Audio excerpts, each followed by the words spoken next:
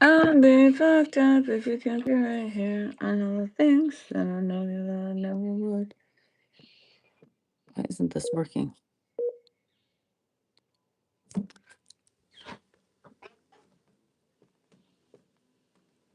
What's going on?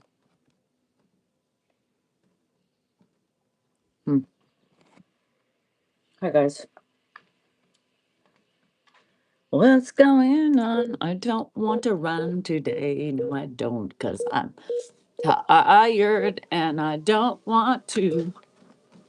But we gotta get moving. About it. Watch Summer House. I did. Did you? Happy hump day. How is everybody doing? I am like ho drum drum hum hum hum day. Today's a blah. I don't know. I woke up just, you know, like just you know, blah, same shit, different day. You know, feed the cats, turn on my household fan, open up the window so we can get fresh air in, clean up the cat piss, clean up the litter boxes, start laundry, start the dishwasher, change grandpa, fight with him while I'm changing them, sit down, work on my socials. I didn't even feel like posting anything. I posted the Summer House thing because I was talking about it. I didn't feel like posting anything. I was just like, fuck.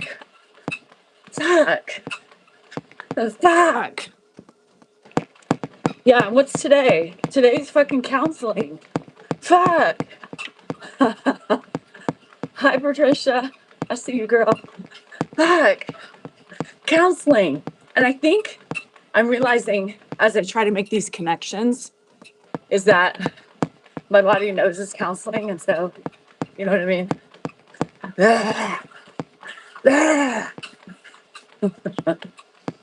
It gives me in this anxious like phase. How was my appointment yesterday? Let me tell you about my appointment yesterday. So I hit the spot, number one. I made sure I was low enough. She didn't have to tell me to scoot. So that was good. I hit the spot. I love hitting the spot. So anyway, but before that, we were talking about, I was just telling her about all my problems. And it's like, yeah, well, you're getting close to menopause. Blah, blah, biscuit. There's not much you can do. You're so close. Not fucking close enough. She's like, so there's a couple things we need to do. Make sure your IUD is in place. We need to make sure, she's like, I see a year ago, your uterine lining was getting a little thicker, and that's why we placed the progesterone only IUD in there to keep, because that's the treatment, right? To keep it from whatever. So she's like, first, let's do all this stuff. So we couldn't find my string. No, I said, can you find my string? I said, because, I was supposed to find it. I know you cut it short. She couldn't find my string. So then I needed a vaginal ultrasound to make sure, like, my IUD was still in place and it didn't come out. Great. So then she's like, okay, well, we need to do another biopsy. Another biopsy. Now, you women who've had the biopsies in your uterus, it's not fun, right? So we need to make sure. So now that your IUD's in place, we know it's working. So we need to do a biopsy. When would you like to do that? Today?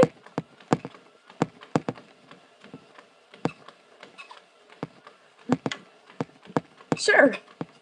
Why not? Not like you give me anything for that anyway. Well, she's like, normally we just tell you to take Advil. Yeah, well, if my legs are spread, might as well do it now, right? I'll get Advil when I get home. Oh my God. Might as well. So you want to do it today? Since we have you open, might as well, right? It's like a grater in your uterus. Those of you who haven't had it, it's literally like they shave pieces of your uterus, right? Sorry, Jesse. Yeah, shaved it. Just sitting in there, and I'm supposed to be just calm. And then I started going off on women's health and how it needs to be better. I said, if we can't get anything to help us, men should not get to have anything for vasectomies. Nothing. They shouldn't have anything. Why is women's health so shitty? Why do we have to have pain? I mean, it was not fun. Not fun, people. Not fun. So I'm sitting there, I'm like, okay, yeah, this is great. She's like, yeah, I know, I know it's not pleasant. I don't think you know because you're young. I don't think you know. She's like, what? No, you don't know. So, yeah. So another biopsy on my uterine lining. So if it's thickened, then that means not good, right? Because if it's thickened, that means there's nothing that's going to help it, and we need a hysterectomy. Because the progesterone is supposed to keep it from thickening, and if it's still thickening, then immediate hysterectomy. Yeah. Get that puppy out. But if not, and my uterus shows no signs of thickening, then it's good old perimenopause. Yeah, good old perimenopause. So because I'm so close to menopause, they won't. No hysterectomy unless there's a reason to have it. So if my uterine lining is changing, then that's not a good sign. So you get it the fuck out. So now it's a wait and see of what's happening. So I don't know how I feel, but it is what it is, right? So yes, I had a biopsy yesterday, and my uterus is already inflamed. It's already irritated. And if y'all know, that irritates your uterus a lot more. My stomach bloated up. Oh, it was horrible. Felt like my vagina was sliced open. That's what it felt like. Because I didn't have any Advil. So I was crampy for a while. Took a while for it to. Luckily, the vagina heals really quickly. So, a little sore today, but you can feel it. Like when I sit upright and have like my leg under you feel it sore. The pressure on the cervix. It's weird. So anyway, women's health needs help. And so she, of course, being a women's doctor, she agrees. So they're rolling out at Kaiser, they're rolling out laughing gas for women when we have these procedures to just like let it be. But it's not there yet. So, but eventually the younger women will have hopefully better care for things like that. Yeah, so, it's just part of life, right? I mean, right? Everything could be worse. I just want to feel better, right? I want to feel better. Somebody asked me, I think it was Julie, is Kaiser a good medical? It's affordable medical, it's a generalized group that, you don't really go outside the box mostly. Everything's already decided for them, I think. But yeah, I mean, it is. I mean, it's why we have it. Just like any medical. I mean, people hate Kaiser here in Colorado because I'm not the preferred. Well, I think everybody has something to say about everything, right? I mean, we've had Kaiser for years. So maybe for aging, for older people, maybe not so much, but I don't know. I mean, who knows? Our medical system's fucked up in general. We have shitty medical, we have out-of-pocket expenses. People have cancer, they don't have insurance, they're going to go broke, I don't know. So it's horrible. So yeah, I just want to feel better. Yesterday was day 2 of Cymbalta. But it'll take some time. I don't feel any changes. So I think Julie asked if I was on any antidepressant. I was for a long time and I loved it. Lexapro. But I couldn't take it anymore because of my fibromyalgia. It did bad. It made my body worse. So I'm trying now. I tried to not do anything, but I realized I didn't do anything for years until my late 40s. But, hormones started kicking in and it makes it worse. So y'all, just do what you can. And if you can't do it, I held on without any antidepressant medicine for since April, May, 2 months. And why? I mean, at this point, it helps me so much better, more. So why not try it back? Backwards hat is like a 15-year-old skater. Backwards hat is just so I can see. Keeps my hair on my face. And then I need glasses, right? So it's hard to run in glasses. So I have to, with all the reflections, the bill in front is horrible for me. So I know it bothers some of you. Put your little dicks in a little tizzy, but it is what it is. So I have to wait. I have to wait for the doctor. So it all depends on what my uterus is doing. If it's thickened up since last year, it'll be a hysterectomy. Because when it's thickening and the progesterone, the IUD is not helping, that's signs of potential issues. Yeah. Cymbalta is great for my fibromyalgia. So Valerie, that was one of the reasons I chose Cymbalta, because it does also help. So I'm on Lyrica, and the doctor said the combination of both of them will be great for your fibro. So I'm waiting. I love Lexapro. I loved it. I just couldn't do it because I have really bad TMJ, and it was fucking up my TMJ even more. So I'm hoping, Laura, yay for no babe. Second day. Well, I haven't even made it. I didn't even drink last night. I didn't even have any wine. It didn't even sound good to me. So, believe it or not, there are days that I do not have anything. Watch out. So I don't know. As of right now, I don't feel like it either. So that's good. Normally, sometimes I'm like, oh, a glass of wine would be so good later. But whatever. I go with the flow. If I want it, I drink. If I don't, I don't. Yeah, I didn't have any wine. Just wasn't feeling it. Then I'm like, do I want some? Then I overthink. I'm an overthinker. I'm like, do I really not want some? Do I want some? I don't think I do. All right. Well, then don't drink. Shit. For many years, worked great. Works fast. I hope so. Day 2 last night. So, they want me to, so 2 weeks. 2 weeks of 30, and then if that's fine, they want me to go up one more. But do I just wait? I'm kind of want to wait and see what the 30 does. I don't know what the normal dose is for Cymbalta. Am I taking amitriptyline? No. It's somebody who can, I run, I hurt. But do I notice anything? No. I don't notice anything. I overthink, right? So then I try to think, okay, do I feel something? Do I not? The last 2 days I feel very subdued. So that kind of scares me. But I just don't know if that's because I'm tired. California. We're here in California. So again, I'm an overthinker. So it's hard for me to not think about everything going on. So I don't know.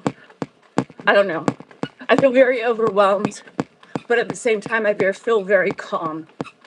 So we'll see. We'll see what happens. So tonight's supposed to be a live night for both of us. Oh yeah, the overthinking is killing me. So I really hope that it'll settle down. I know that with Lexapro, my overthinking was much more quiet, right? So I'm hoping that'll do the same thing with this. Because it's just enough to drive you mad, When you overthink everything, it's enough to drive you mad. You just run around in circles. And I just don't know how to let it go. Have I tried meditation? There's no way in hell I am calm enough to do meditation. No. My mind does not settle. My mind is not quiet. Couldn't do it. Hell no. You fell last night? Oh, goodness. How did you fall? Have I looked into practicing mindfulness? I do every day. I do every day. I do run it out, but that's unfortunately not the only thing that you can do. Meditation, I can't quiet my mind down, but I do work on mindfulness. It's called respect for yourself. It's called trying to become one with your body and recognizing and saying and talking about the things you're feeling. Communication with your own self is huge. Cheryl, I almost fell numerous times because Lyric also throws off your center of balance. I ran into the wall so hard yesterday and with my shoulder like ricocheted off and I almost fell. Oh my God. So I kind of giggle when I do that because, I'm like, oh shit, am I going down? And it hurts, when you're our age and you fall. It's not fun. It hurts. But yeah, Lyrica makes me lose my center of balance. And so, me, I'm zipping through the house. Like yesterday, took a tiny nap, was so like just blah. And then about 6 o'clock, I got this spurt of energy. So I started finishing everything. I started finishing everything around the house. And I was like a pinball. I mean, I was like, boing, boing. You want to take me out to dinner? To pick myself up. 30 minutes? Shit. I know. Grandma Kimberly, so many people, I can't do THC. Wine comes to my mind. But then, it's like THC, I think THC makes you lazy, right? Some people can work on it. I don't care. I don't believe in the strains. I don't care. But I think that some people, I don't know. I don't want to pass judgment. I'm not passing judgment, but I just see, because I have somebody who does it, I just think it makes them a little bit more just wow, I mean, alcohol, you drink too much, you fuck up, and you're shitty the next day. But you can't tell me pot doesn't have a residual either. I don't know, There's got to be something. So anyway, it's just like anything. There's got to be some residuals with something. So did I give what to him? I can't do anything. When your cervix is cut open for a biopsy, you're not supposed to have sex. You're an open wound. So no. And you know what? Giving it to him implies that I'm just tired of giving people things when I don't get anything back in return. So we're done with that. I'm just not in the mood. You want to do your job, I'll do mine. But until you learn how to do your job, I ain't doing mine. End of story. So Cheryl, what happened? Did you trip? Or what? Driving? Where are you going, Sam? Are you doing anything fun? I'm tired today. I probably won't run the whole time. Okay. I don't know, send her Xanax. We don't give Xanax. Our Kaiser does not give Xanax away. Has breast cancer, at least they think it's the early stages. Good K. Hopefully it is the early stages. So, what did it say? Man wanted every minute of the day. Yes. Exactly. Like, I think as we age, women don't need orgasms all that much, right? Once in a while. Some of you are still highly sexual. But for me, I'm tired, I'm in pain, and I'm looking for a reward myself, right? From giving all day long, and just tired. And it's like, you lay down, and then it's like, oh, I have to do one more thing. And it's horrible to think that way. But I think we get to that point where we do, and it's just natural, right? Because I'm tired. And I don't want to give to one more person because I don't need what he needs, It does feel like another chore. But that's the problem, Holly. Like, I can recognize that that's not a good thing, right? Making it feel like another chore is not a good thing, but it's how they have made us feel, right? That takes away our desire from wanting it. That's what I believe. I believe those of us who feel like it becomes a chore, it's because it's a high expectation from the early years. And we felt like we needed to, right? Even though it wasn't an intentional thing, it became that way for us. And both feelings are valid, right? But now we get tired, we get older, And we're just like, yeah, no, not gonna happen. No, sorry. Love you, bye. So I'm looking. I'm tired of just always giving. And we should want it though, right? We should want it. I don't think we would want it as much as they do, but we should want it. And what's that problem, right? Why don't we want it? Hi, Robert. I mean, a lot of things, right? We're tired. We feel like it's a chore. We feel like it's one more thing, we have to do at the end of the day. I don't want to feel like I have to do something. I already do enough of that. I already have that enough. I already have expectations put on me. You know what I mean? I'm tired. Will you sell used shorts? So somebody wanted my used socks. So I was like, fine. Right? You want my socks? I'll sell them to you. Disappeared. Sent him the picture. Left him out. Ran into him twice. So I left him out. And nobody, he retracted. Been quiet. It's funny, people have big talk, right? The minute you put them on it, they're either gonna show it or they're not. So I will not sell you shorts. No, it's expensive. Socks, cheaper. So, yes, my family is very lucky to have me. Florida, why not? People want to buy my socks for $250? Sure. Plus shipping, why not? Yo, you want my stinky feet? I'll give them to you. Right? They might got some dog hair, cat hair on them. They might have a little burr from being outside. Because I wear my socks, I'm running them. Then I go immediately here in my socks to the yard. So you might have all sorts of things in them. And if you want them, I'll sell them. I don't care what the hell. Who am I to say no? Shit. Oh, thanks, Lil. Yes, my husband doesn't care. I sell my feet, Florida. My feet are on Feet Finder. My husband's like, everybody's been begging you to do it for 5 years. Sell them. Sell them. You got a platform. You can make a killing. He's like, show a nip too if you need to. Just don't put your face in it. Now that was a little too much for me. Knees down only. Don't come in with your crazy requests, right? I ain't doing anything. You ain't seen a titty. You ain't seen a labia. You ain't seen an inner thigh. You ain't seen the side of my buttocks or the back of my buttocks. That's not what it is. It's called Feet Finder. Feet Finder. Not fucking Cootie Finder. Shit. Don't be asking me for crazy ass shit. Not gonna happen. Never. Boundaries. Right? People request videos. I'll give you a video. If they request videos on Feet Finder for me talking to them and heels or whatever, but I ain't changing me.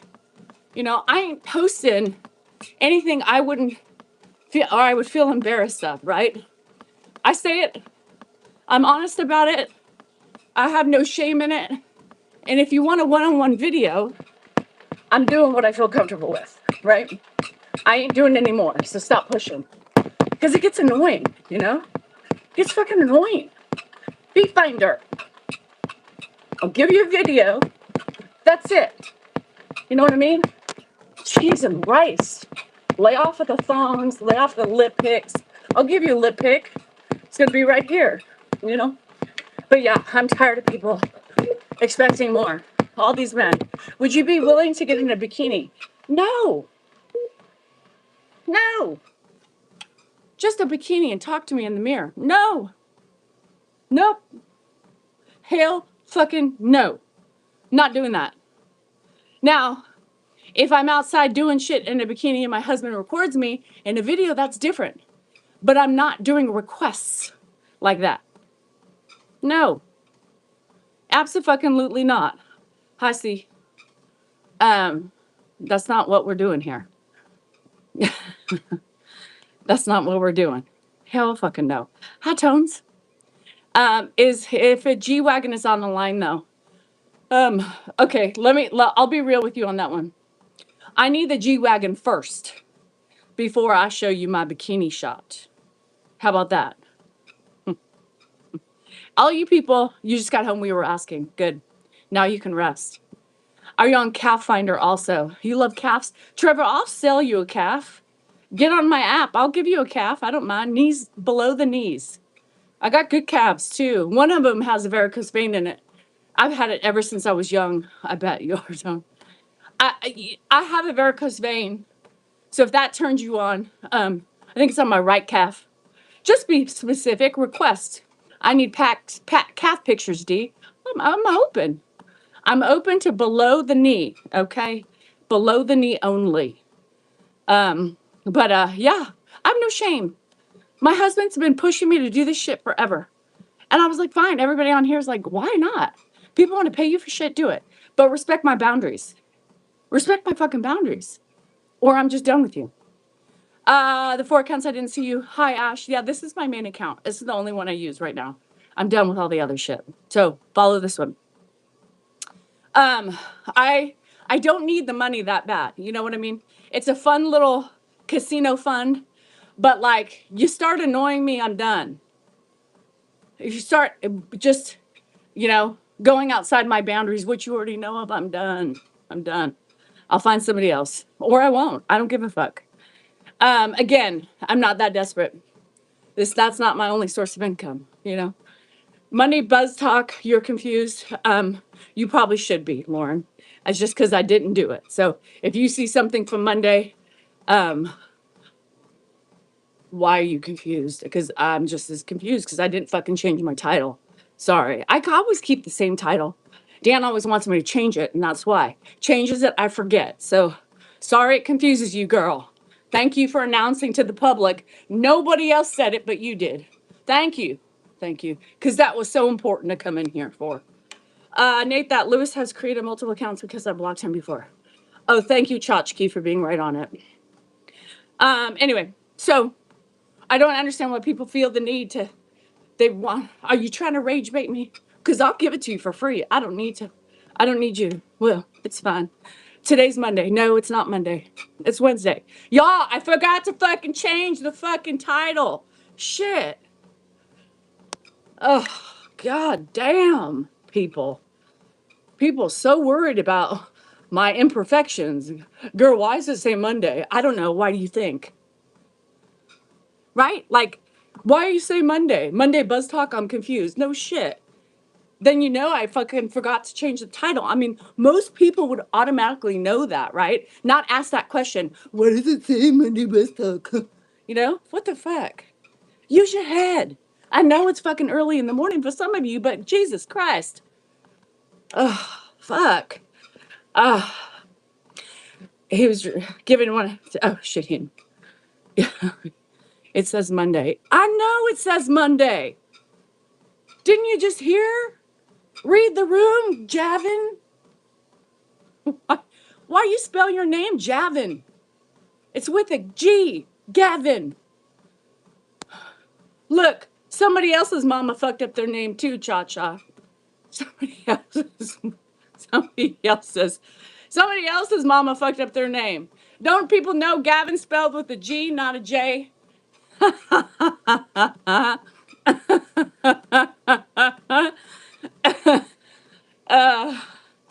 Fuck, Kara, right? Is the world ending because my fucking title's wrong?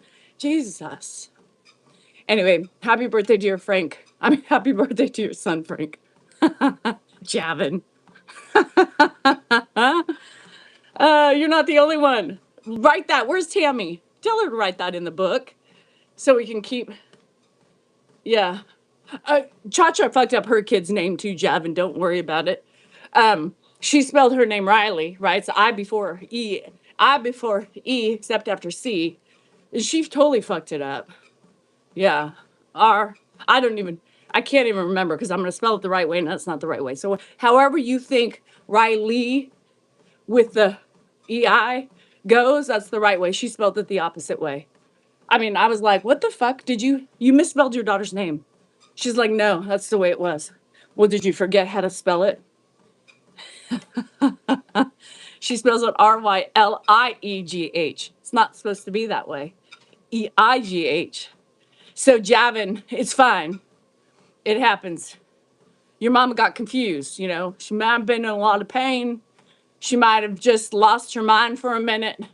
She must have been dyslexic or something, but that's okay. Javin's fine. And how many people call you Javin? Probably a lot. They did not teach you that in school. I before E except after C. Liegh, not Leigh. Shit. Thank you, Javin, for making a shitty comment and letting me run with your fucking name. Javin, are you still here? Yeah, she had her, or she got a C-section, and she was like, fuck this kid. I want to fuck him up and make sure everybody fucks his name up for the rest of his life. Javin.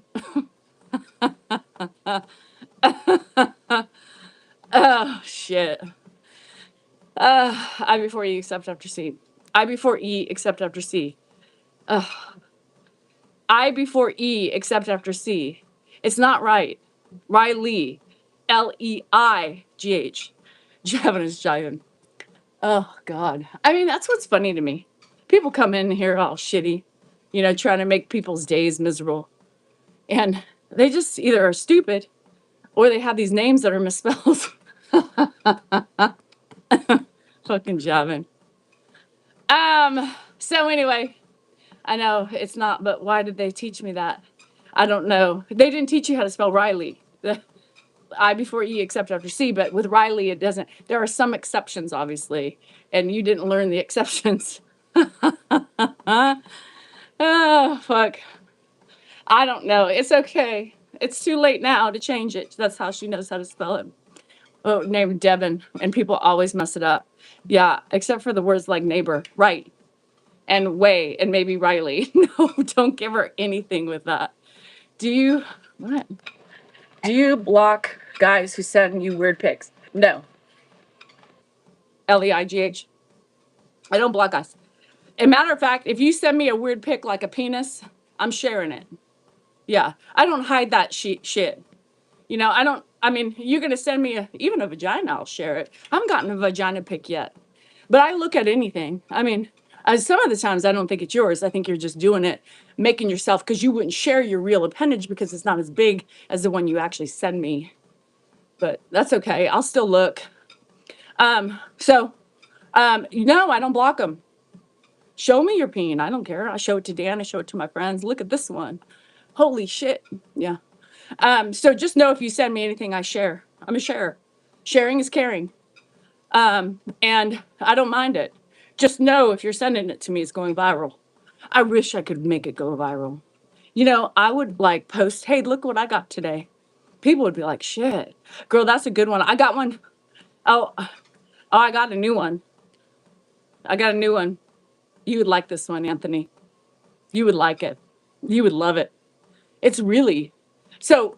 Most of the times I've seen this laying down the picture, but he sent me one standing upright, and he said, "What do you think?" And I said, "Well, if I'm looking at it just with this one eye or both open, it doesn't look like it's the same." I don't think that's you. Yeah. I just, you know, it's weird. I mean, I had to zoom in and do a side by side. It might be his, but it's fine. I don't mind looking at it. It's nice. I think it would hurt. I think it would go into my uterus and out one side of the fallopian tube. I mean, it doesn't curve any which way, but it straight as an arrow. Straight as an arrow. Straight. Anthony, you like straight ones? Do you? Yeah, I was like, does this look like the same peen? Why does it look bigger? I said that. Why does it look bigger? Did you put an amplification on that shot? It looks like a rocket. Yeah. No, I don't mind. My husband knows. Not that I'm requesting any pictures, by the way. I don't request them. But if they're there, I look. I got an active one the other day, an active video. I watched it. I mean, you don't watch it. I mean, you get a video, you watch it, right? I mean, what the first? Yes, one of them's really engorged. It's cute. Look at him. Look at him. Look at that little guy. Are you talking about what I think you are? Unreal. Penises. Yes. We are talking about penises. Vaginas, whatever you want to call the basic human anatomy for any of our bodies. Oh my God. You guys don't talk about penises because those aren't real. Anthony? Yeah. Anthony? Anthony will tell you he puts them in places you don't even know you have. So we know they're real. So no, Anthony, you would like this one, I think. I don't know. I don't know if you would particularly like this one. I think Anthony likes them kind of short and stubby. This one may be too much for you to handle because I don't know where it would all go.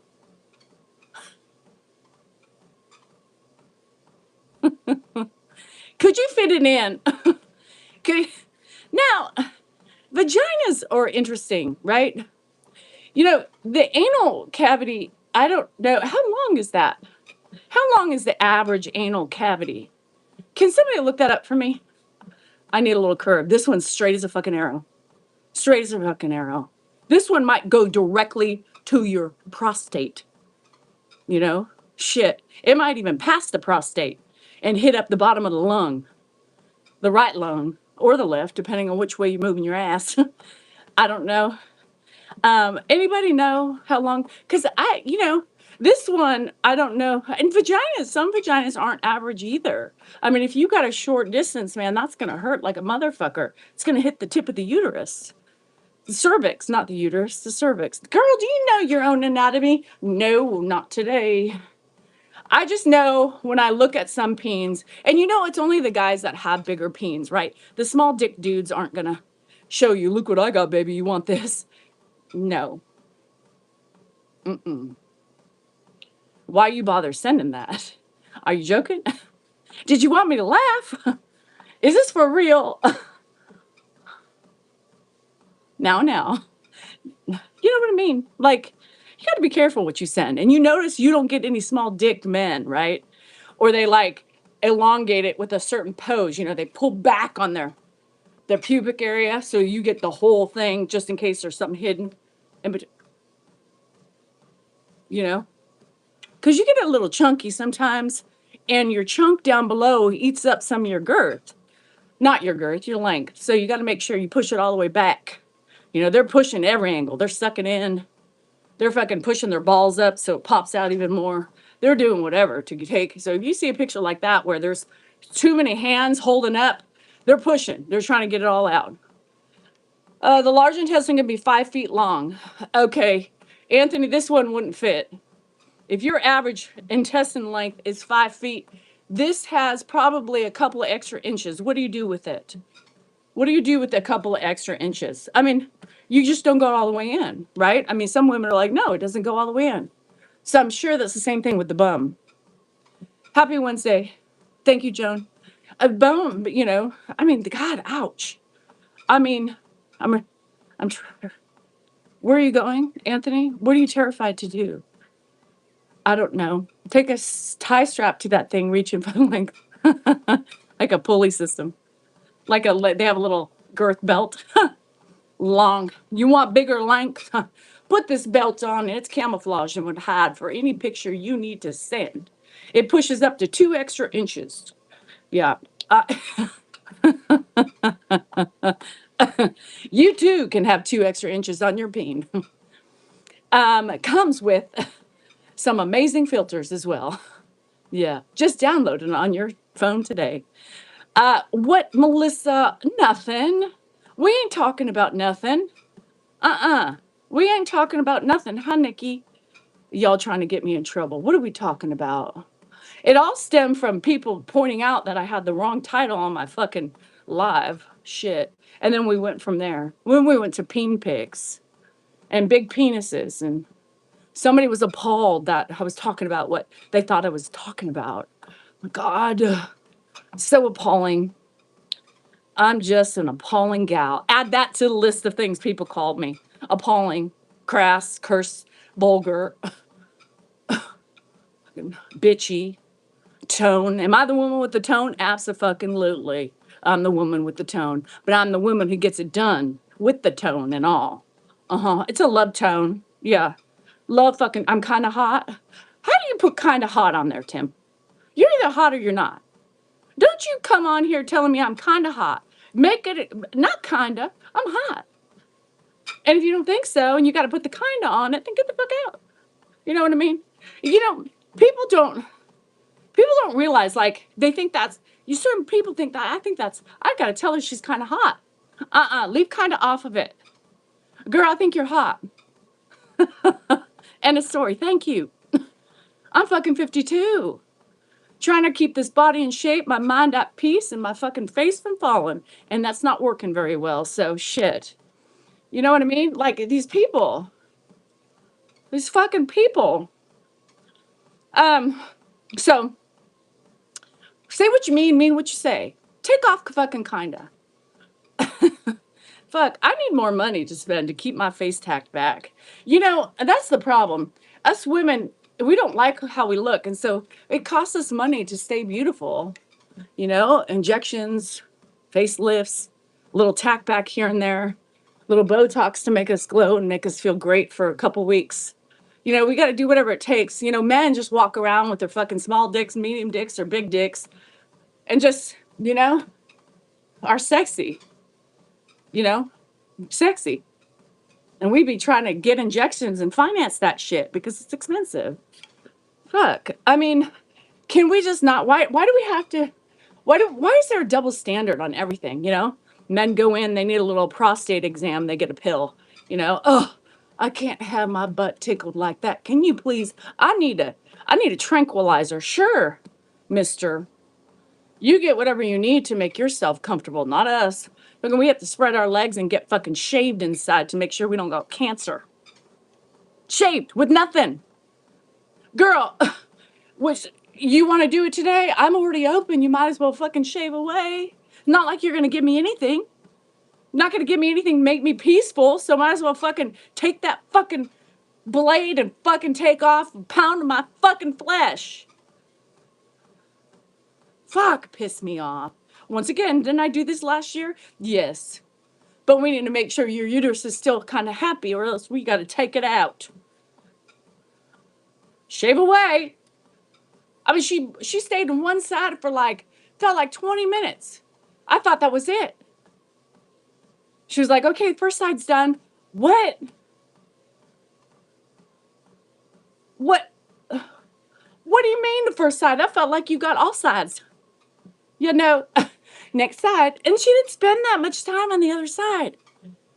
Fucking first side was forever. And why does it feel like it took 20 fucking minutes? The other side took like 5. Oh my God, it was worse. She's like, okay, well, all done. Smile on her face. I just wanted to kick that fucking smile right off of her. Fucking women's health. Fuck women's health. Piss me off. Pisses me off.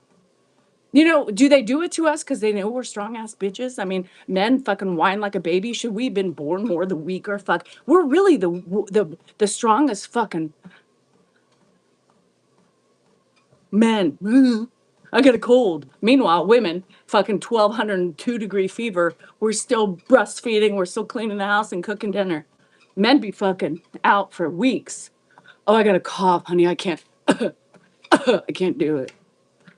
But I would love for you to sit on my penis in between all that. You don't look good, honey. No, well, because you gave me what you had, but my job had to still continue. Fuck women's health.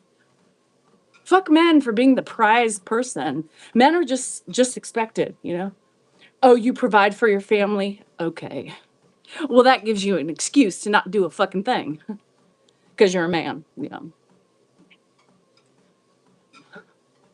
Meanwhile, in the kitchen, our expectations are to take care of everything, pay bills with the money that our man provides, feed the kids, pregnant the kids, get the kids out of your body, and still manage to function.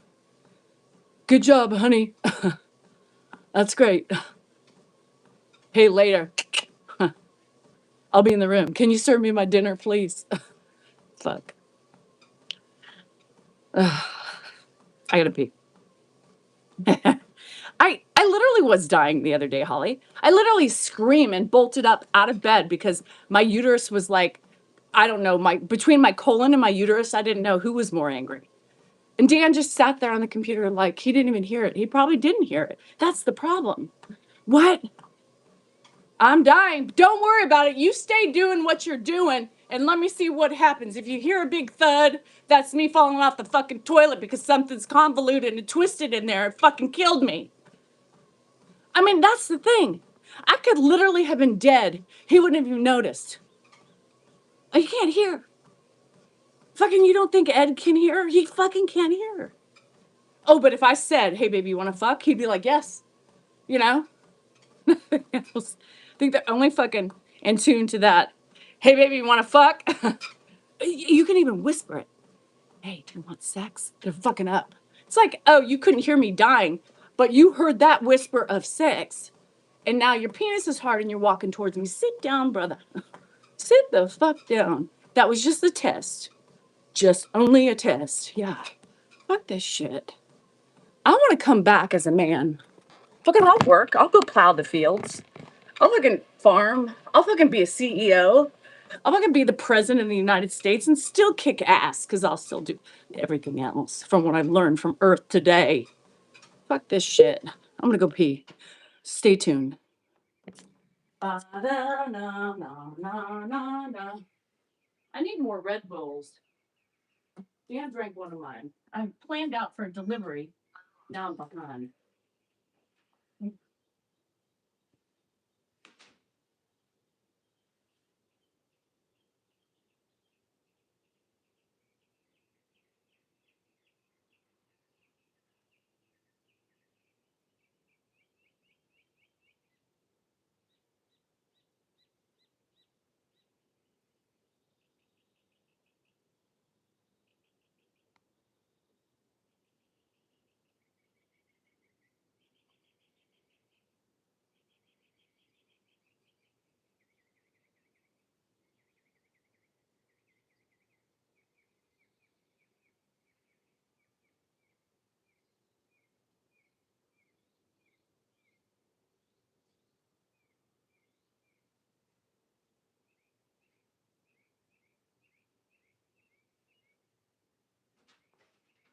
Oh, I need a red bill.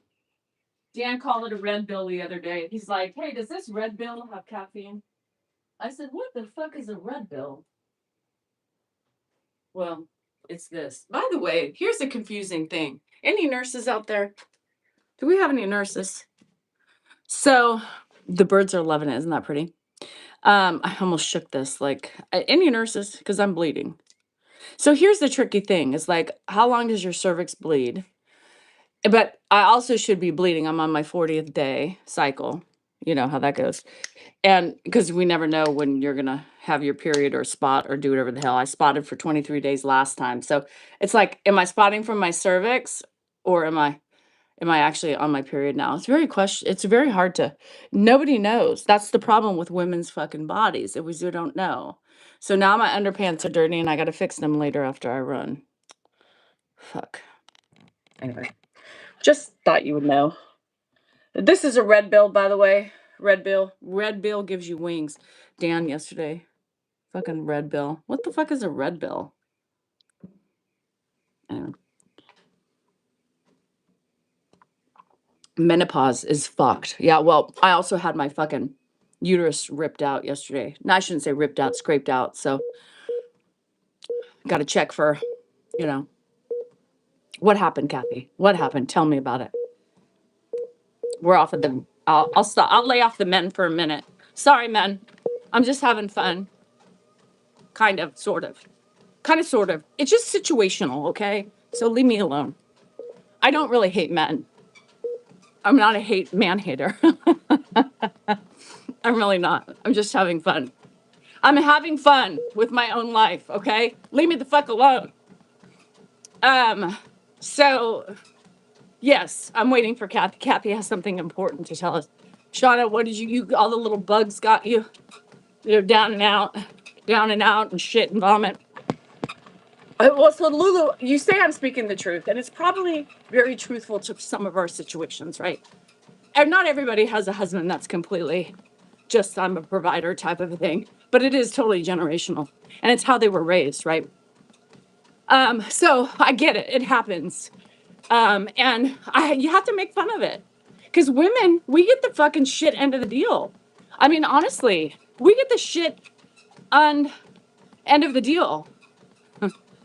You know, we gotta hold the babies. We gotta fucking damage our bodies. We gotta birth the babies.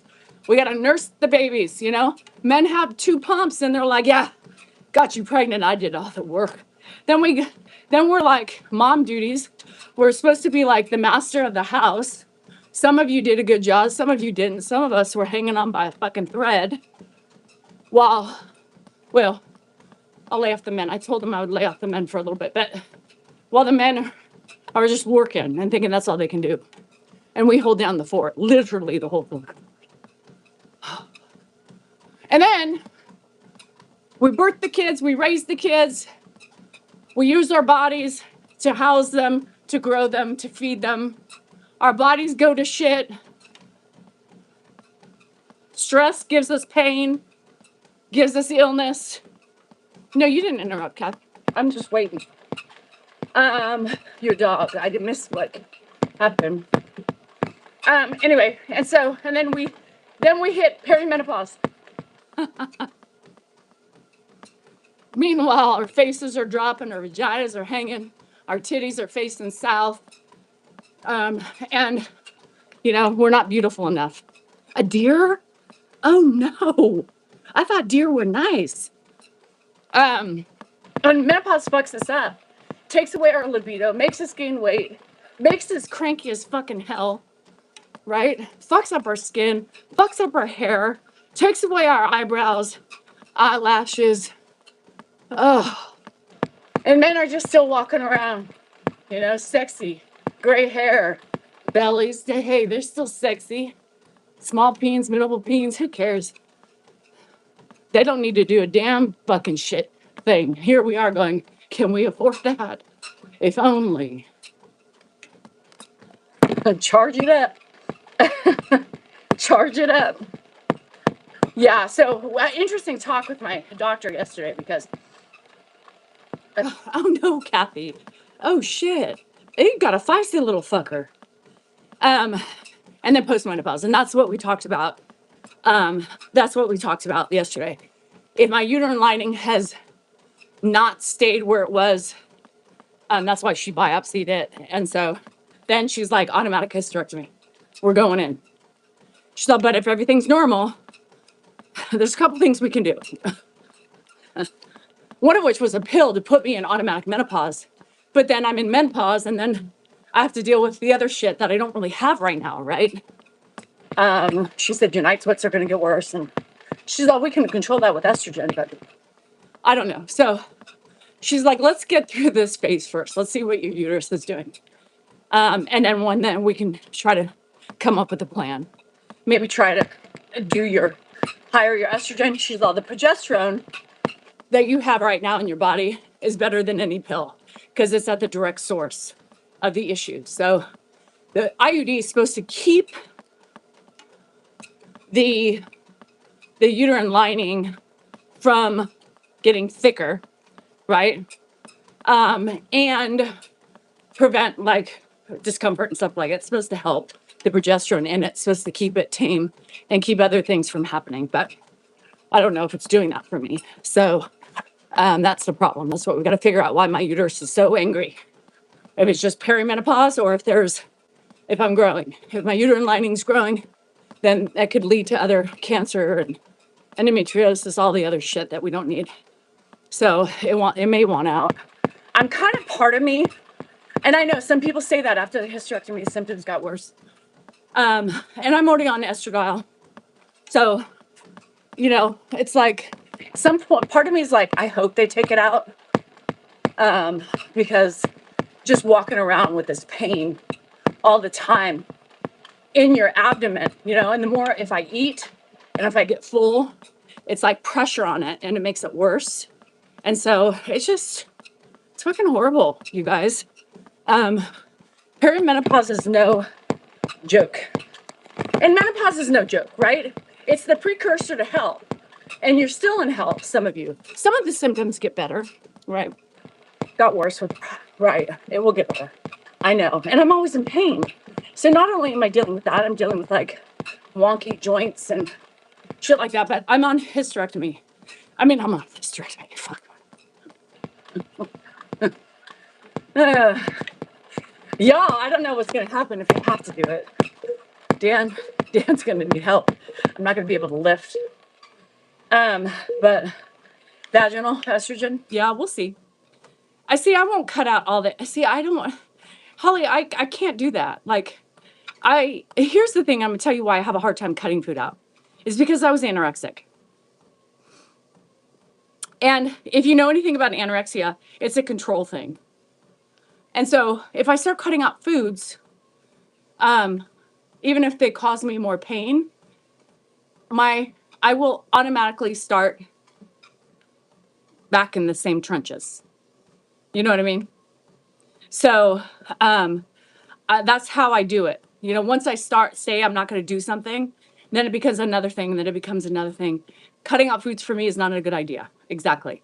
And it's because I know how my brain works. So when I do things like that, people are like, oh, cut your food. No, I can't. I won't.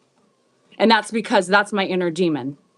And not every anorexic person, everybody who's had anorexia in the past, I just know how my mind works. And I know once I start and that button clicks on to be obsessed and compulsive, it's on. And then it's going to be starvation. And I really can't do it, I just can't because it's not easy for me. Self-regulation is really hard. It's hard for me, and it's been that way ever since I was anorexic.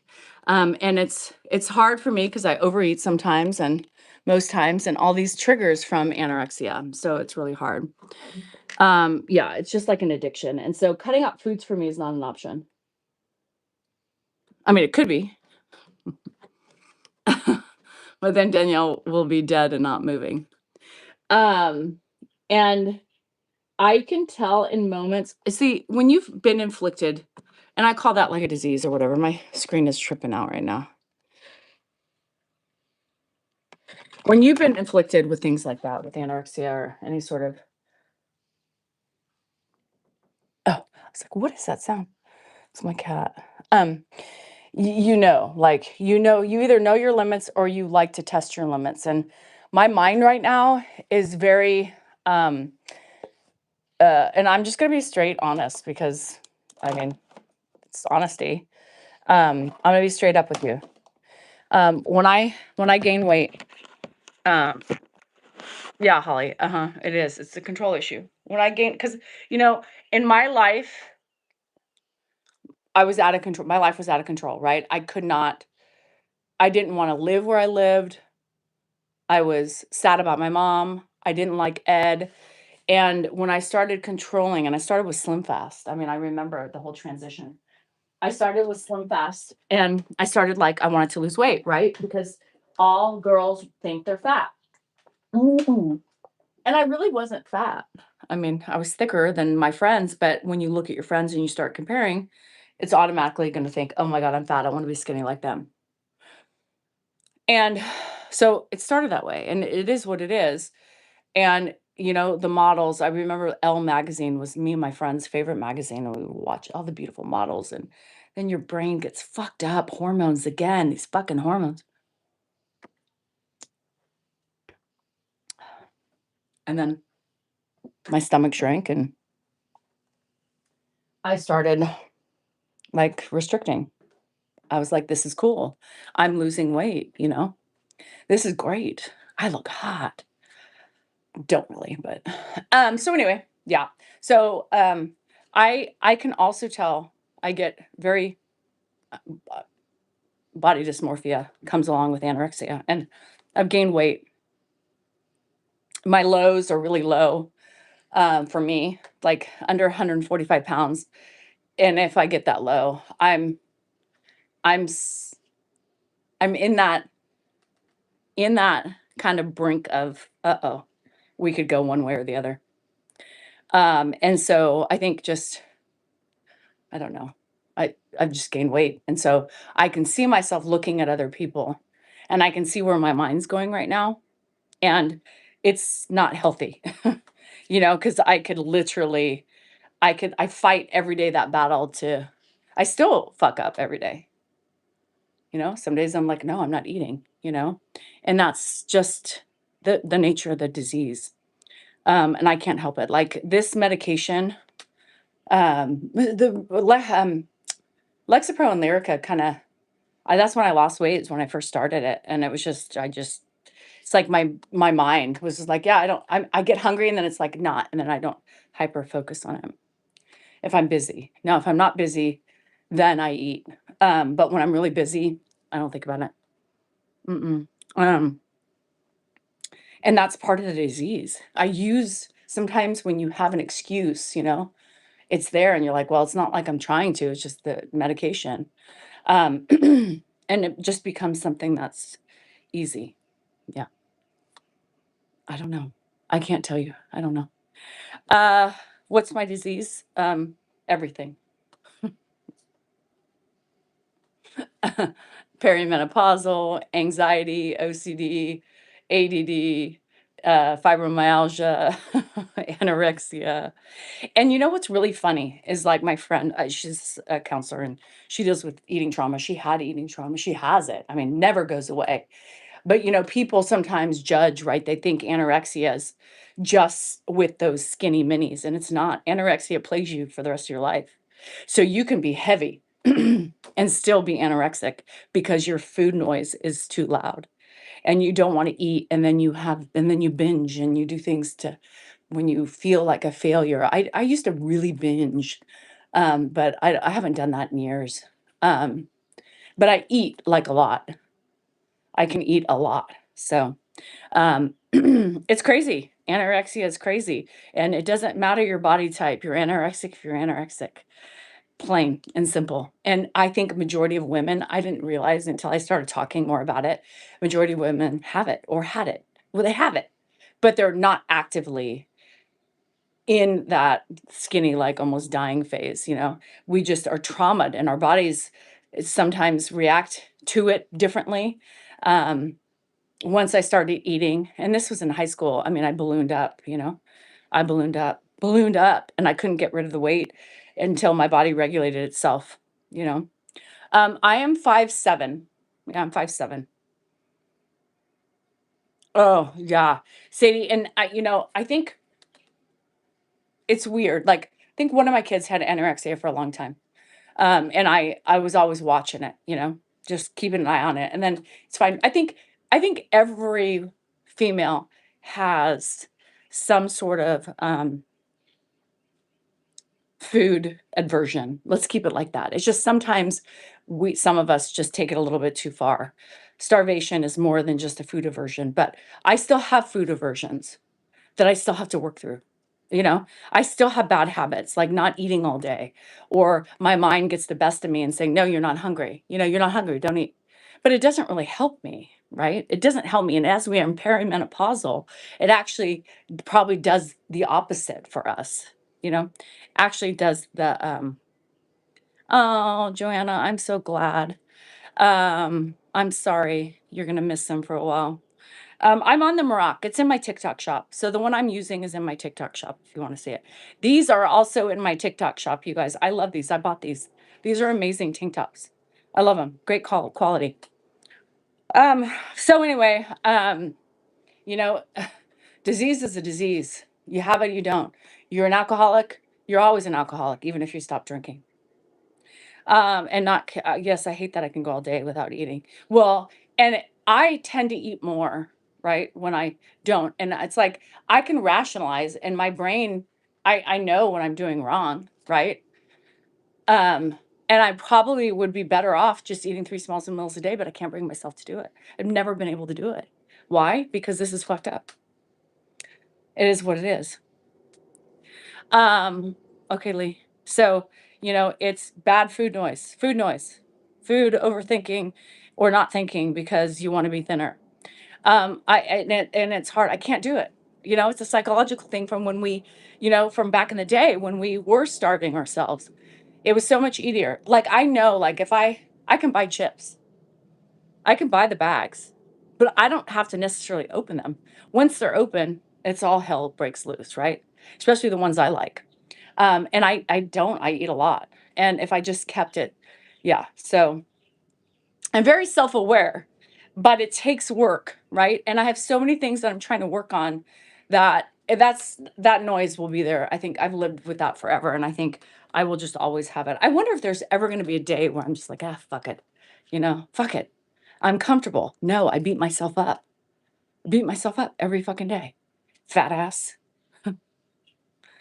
Jesus, look at that roll. I mean, I say things like that internally to myself. Um, And those of you who have the same disease will probably agree and maybe admit to themselves or admit it out here if you do the same thing. Very bad to myself. I do exercise, but it doesn't mean exercise is just the start. It doesn't have anything to, I mean, I'm sure exercise helps me stay balanced, right? And because I'm so active, that helps me stay balanced with my calories in. But like, I don't like that. I don't like it. It makes me feel uncomfortable. I also was a germaphobe with OCD. I became that way during COVID. You call yourself a buffalo butt? uh Yeah, I used to be 5'8" too, Carol. I think we shrink. I do. I look at myself naked. I'm like, oh God, like the fuck. And my stomach. I never had a stomach, and now I've got a stomach. A lot of that I didn't realize that the progesterone also keeps you bloated. Thank you. Thank you. Thank you so much. When she told me that yesterday, I was like, thank God, because the hell is this new? And we get older, our cortisol levels change and menopause and fuck, shit, you know? And it just makes me feel like it's bubbling. It's moving right now. It's really making me feel uncomfortable. I never had a belly. As heavy as I was, my belly was always flat. And so that's a trigger for me. Yeah. And my sides never had these like little hanging things over the sides. Never had those. Never had them. They're fucking flopping right now. They're going. At one time I was too built solid and thought I was skinny. It's a mind game. Yeah, it is a mind game, right? It's crazy. But no, I'm very mean to myself. And that's also something I need to work on. And that's the first time I just admitted it. So I just did it. I'm starting to be more mindful to myself by admitting my things. I don't give a fuck. I know a lot of women are the same way, and they don't deal with it. I'm very mean to myself every day. There's not one nice thing I say to myself. Um, I'm 52. Yeah, I don't mind. Also, shit, I share everything else. I'm not afraid. The age thing, people are like, "Hey, are you okay?" Yeah, fucking 52. Shit. 52 and still going through my bullshit in life from my trauma in my childhood. So anyway, that's what I do every day. So you aren't alone. If you're there, you aren't alone. Has always been flat. No matter if I gained, yeah, Heather. Well, and just you just hi Heather. Your thickness of the legs. Loving yourself is really hard. Yeah, it's hard, and I don't think we ever succeed at a full 100% loving ourselves. I mean, I don't know. I mean, there's things that I'm happy, right? There's things that I'm like, yes, I think I am getting a hang of it, right? The self-love I am working on, right? I tell you that all the day. Today's a counseling day. Can I fucking work on self-love again? Is admitting to yourself your problems, is admitting out loud, not keeping them inside. I'm fucking mean to myself. I'm mean to myself every fucking day. I'm mean to myself. I say really fucking bad things to myself every day. Why? Why do we do that? Because we don't love ourselves. Somewhere along the way, somebody made us think these things that we think, and we have never been able to let them go. And we're harder on ourselves, 100%. We're a lot harder on ourselves than we should be. But life has taught us that for some reason, and those are the things that our brain has like held on to. I'm not enough. My body's not enough. I'm not pretty enough. And society doesn't help either, right? Society doesn't help at all. Society makes it a lot worse for an aging woman. And 4 years ago when I started this, I said, age beautifully. And now I'm like, fucking, I retract that shit. Don't fucking do whatever you got to do to make yourself feel good. At the bottom line, if you want to inject, inject. You want to plump up your ass, your tits, do it. If it makes you happy, makes you feel confident. We struggle in today's society with age and, some single women out there who are older. And it's like you say all these things and it's like you don't feel like you're beautiful enough, skinny enough. Oh, Danielle, feeling sad when you're not feeling well, but yes, we all know. Yes, good days and bad days. I mean, Jen, you got to remember too, I'm heading into counseling. So, I'm getting very anxious. I woke up today knowing that I was in counseling, and it always makes me anxious. People are always judging us, and that's a whole. And Jen, I'm sorry, your adopted mother was a piece of shit. If your adopted mother, somebody who's supposed to protect you and love you and guide you into your world, is doing that, she's a piece of shit. I mean, you can forgive her, right? If you need to move on, which you need to make amends with that, but she's still a piece of shit, and that's okay. The 12 steps teach us to trust God and learn to love Him. Um,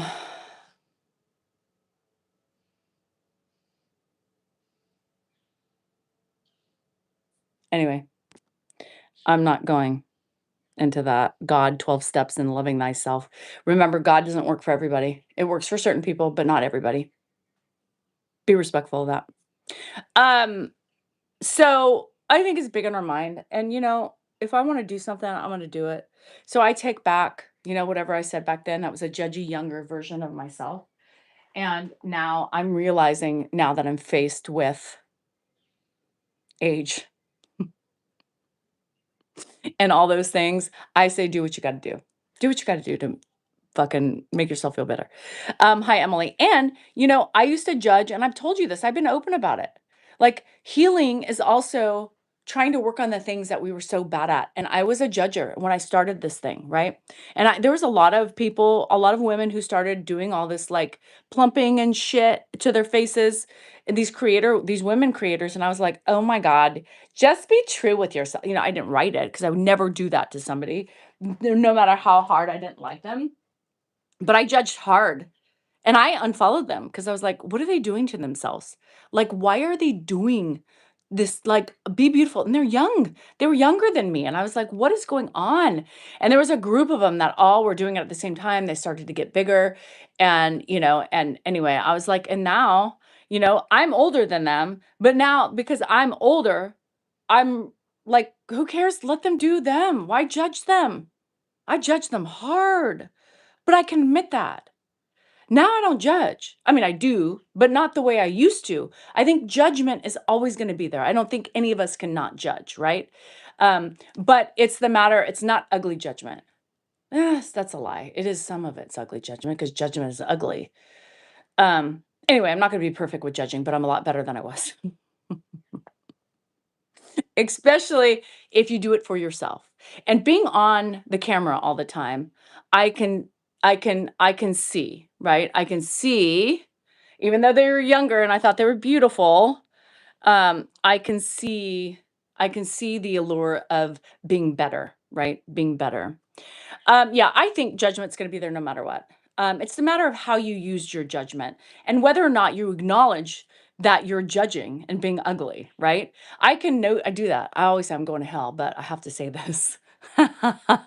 I'm going to hell, but I'm going to say it anyway, because that's just the human nature, right? We're always like, oh, damn, girl,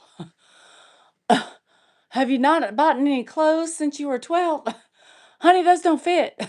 Shit. Oh, fuck.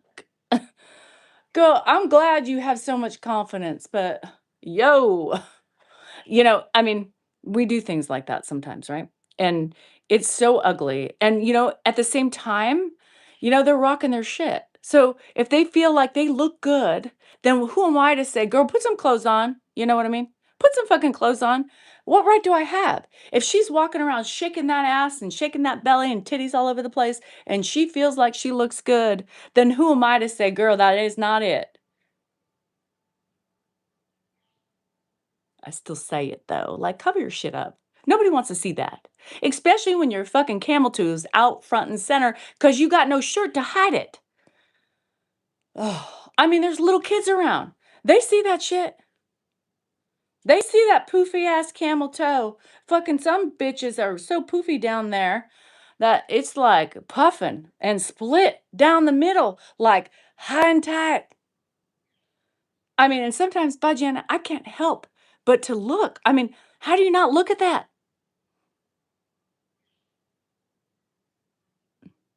I look. I told you guys, you all know I look.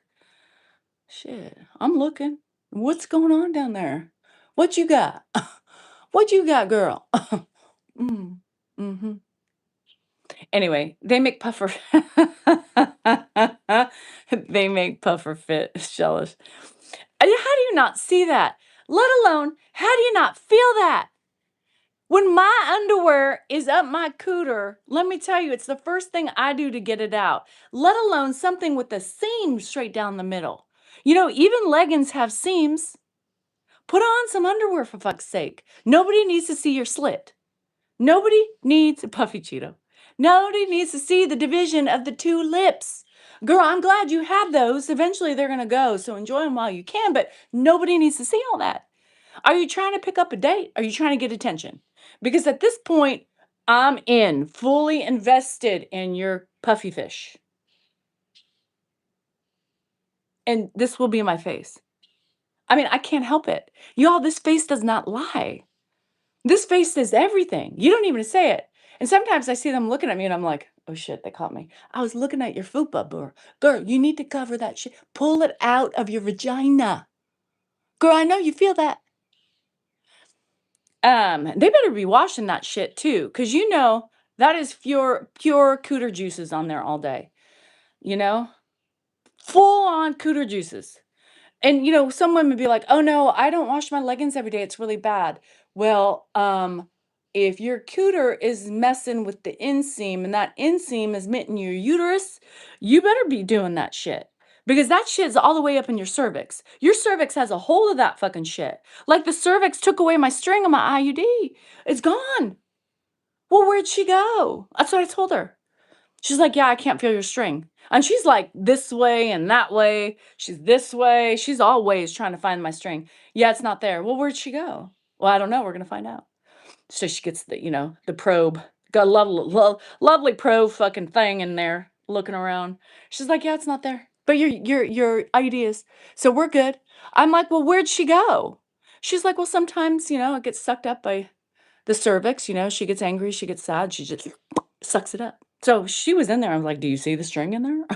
Did my cervix just was so tight it snipped it off? Like, what the fuck?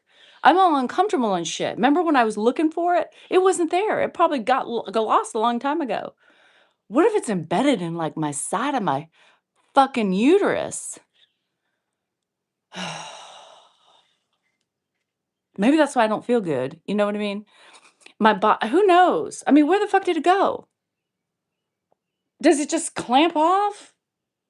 But I said, where did she go? She's like, I don't know. What?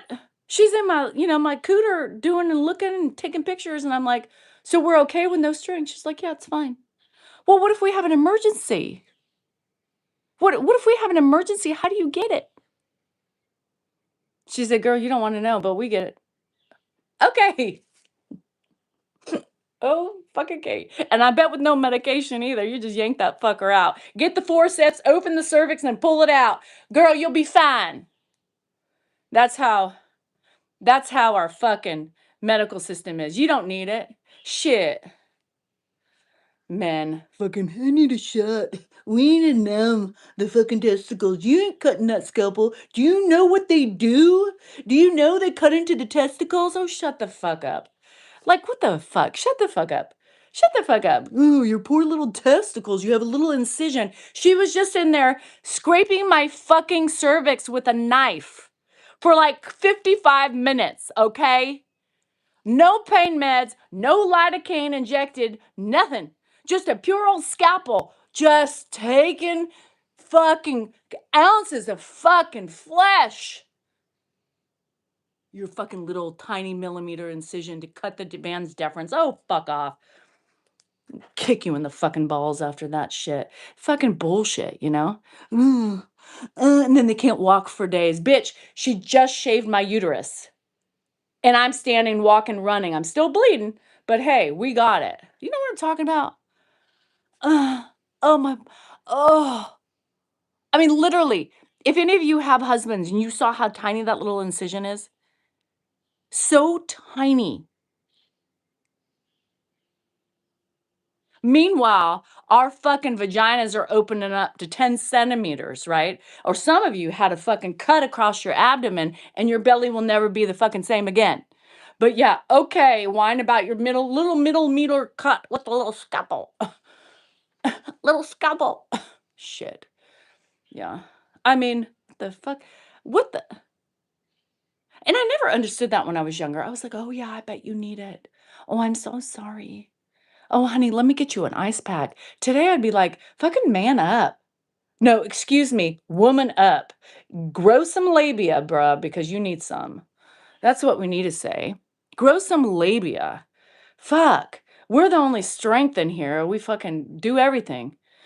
Fucking ripped up, fucking blood squirting everywhere, fucking tear arteries. They have to shove. I had a squirter after Jennifer. Fucking artery just every time I had a pulse. You know, got to stitch shit up. Got to stitch the vagina if it. I mean, stop it. Mm-mm. Mm-mm. With a happy dappy marriage, you got a lot of rage coming out. Tiger? Is that tiger? Tiger, TGR? I'm a cougar.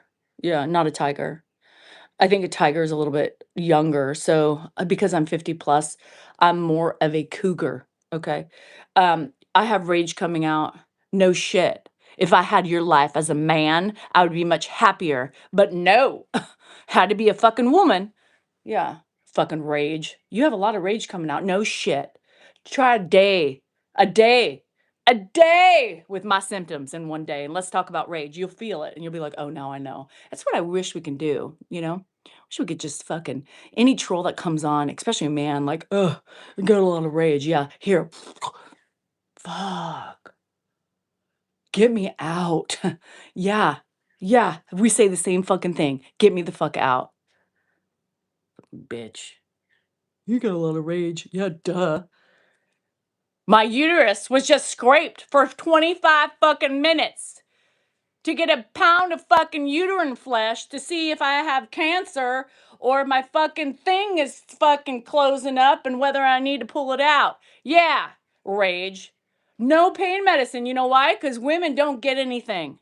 I'm surprised they give us epidurals. Shit. At this point, they should fucking, just, I'm surprised they, oh, sorry, ma'am. Yeah. About 20 years ago, we did implement the epidural, but you know, you're a woman. You don't need that shit. And you know, it's too expensive to help keep you safe and calm and pain free. So, girl, you got this. Squeeze that fucker out. Shit, it's a piece of cake, girl. What's your problem? I'm surprised we got epidurals. I'm surprised you got open, you know? Like, oh, we're just gonna slice your abdomen. Girl, you don't need any pain meds. You got it. Shit. We're lucky enough to get fucking pain meds when we deliver our babies. Shit. Fucking medical system. That's coming. It probably is. Down to earth. It's probably coming. I mean, I talk about this shit, and part of me is like, I mean, we're just getting fucked and fucked and fucked. Literally. We're getting fucked. Sorry, but her behavior just makes her not to be a trustful narrator. Sorry, but your communication and your English is failing to get your point across. Mm. Yeah, see how that works? Mhm. Um, so anyway, for the you were cut hip to hip with your hysterectomy? Yeah, now they just go in and suck it out. Do I take HRT? Yes. HRT can suck my ass because it doesn't help me. It probably does help me a little bit, but not enough, you know, fucking not enough. HRT needs to be better. I don't know what we need, but we need a blend of like anxiety meds, depression meds, fucking pain meds, and some happy meds, you know, something you get on the black market, all mixed into one pill, and then we just take it daily. to make us better. How about that? Can we choose? Now, I don't know which one to choose on the black market, but I'm thinking one of them. They're a mixture of a couple, maybe a cocktail pill, yeah, that we could take to keep us sane and keep our husbands alive. You know what I mean? But how do we keep the husband? For all of you women who've been married 30 plus years, right? Because I've been with him for almost 30 years. We're gonna be 29 years next month. How do you keep from anybody? How do you keep from how do you you know weed. How do you keep from I read this meme the other day and it says, if any of you perimenopausal women are looking at your husbands and want to put your arms around their neck, and they're not even talking. If any of you feel that way, you're in perimenopause, Sauvignon Blanc. No, I'm joking. Like, I mean, I'm up to a bottle. Like at this point, I can't keep drinking because I mean, doesn't tolerance just build and build and build? Yay, Koso! Good, get it, girl. How do you keep I need some help.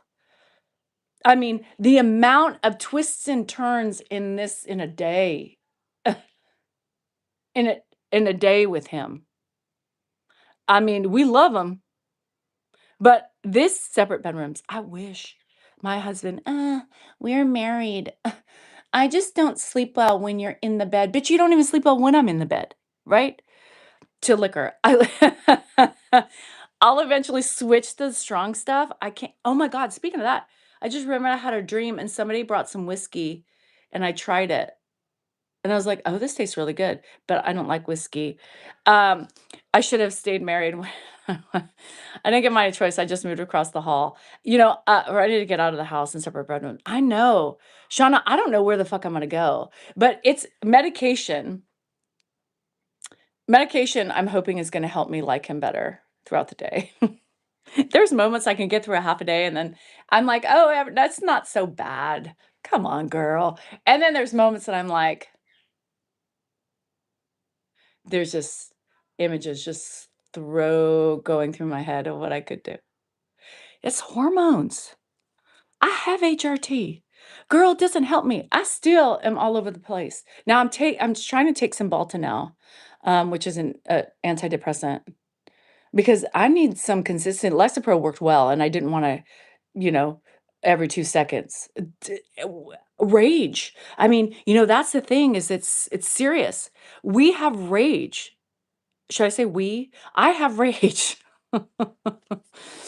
Maybe I should volunteer. I can't. My house has too much to do. I can't volunteer anywhere. Um, does Dan feel the same way? No, I don't think he has rage towards me. I think if Dan had sex every day, he would say we'd had the perfect marriage. Literally. If Dan had sex every day, he'd be like, our marriage is perfect. There's nothing wrong with it. She's great.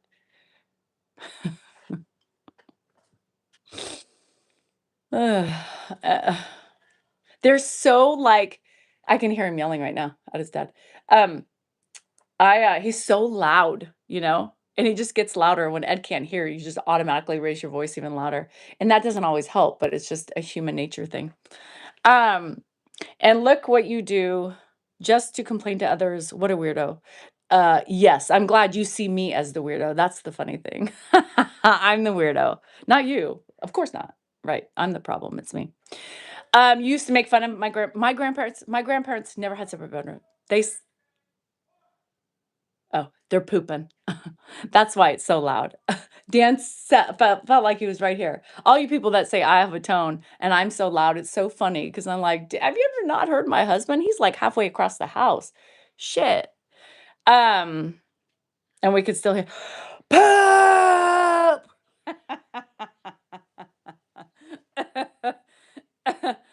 Oh, you heard him? Guys, it gets so frustrating because there's poop right there. They lose all ability to recognize, right?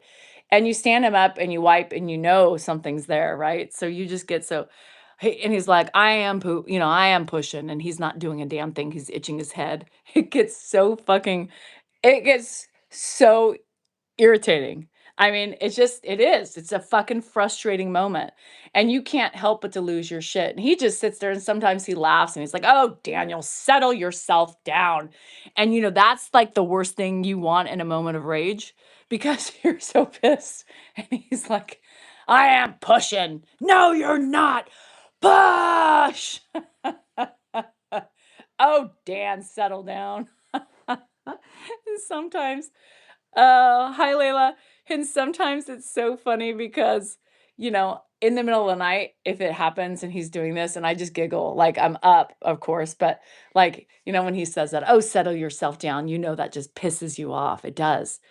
Because when he tells me that, sometimes he'll tell me, you know, "Joe, you can't find me on Feet Finder? Check out my link tree. It's there, baby." Yeah, it's hard. And this pooping thing is just now, it's not. I mean, it is what it is.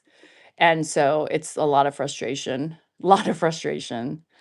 This disease is very frustrating and you're going to lose it, whether or not you say you don't and you're perfect, you're a fucking liar. Um, it's just funny. Yeah. I mean, the people who really go through it know it. The people who are like, "I would never talk to my mother like that." Oh, bitch, shut the fuck up. You haven't done what I've done yet. He eats a lot. Yeah. He eats a lot. The minute Ed stops eating is going to be a problem. Yeah. I mean, through it all, even when he's sick, he eats. This guy has never eaten. You have to laugh about it because it just makes me giggle. Like sometimes it really trust me, it gives me anxiety, right? And it was funny because who said this to me the other day? Oh, my injector. My injector, bye Emily. My injector said that. My injector was like, "Girl, you're very anxious, huh?" And I was like, "Yeah, why?" She goes, "Because I am too, and I'm feeding off of your anxiety, and now I'm very anxious." I said, "Girl, you're putting a needle in my face. You better not be anxious." But I think somebody anxious can pick up on somebody else's anxiety. Hi, Guac. It's either laugh or cry, right? And some days it's both, right? It's both, or it's days that I'm so fucking pissed off and so angry just to look at them, right? Just to look at them, and you just want to clock them in the nose. Um, and then they say something sweet, and you're like, "Fuck, all right, I take it back," you know? I take it back. But he triggers me. I mean, he'll say things he gives me a look sometimes that reminds me from when I was younger, and that can send me in a tailspin. People say, "Oh, she's just the daughter-in-law." No, I'm more than that. I've actually he was part of my childhood, and so, just like your parents can trigger you with so many different things, he's same way. I mean, I've known him since 5. Um, and sometimes he'll just look at me when he's really, "Oh, love, get the fuck out of here." Um, some sometimes, you could tell he's battling, he's got that moment of independence, you know what I mean? And he's battling a little bit and he just gives you a look because he doesn't really know how to process it, right? Um, um, but he'll give me that look that he used to give me, like, "You stupid child." He used to call me stupid. Um,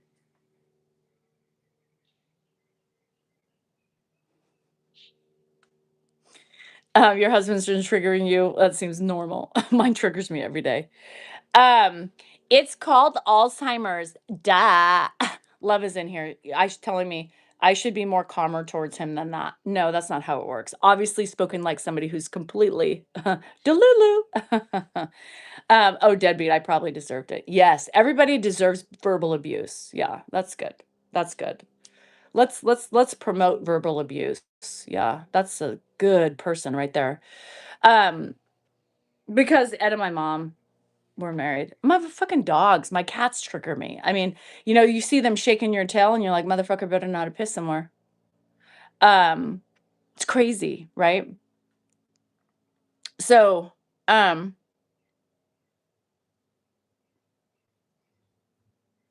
oh, it was very hard to take care of him. Yeah. Especially at the beginning when he was feisty.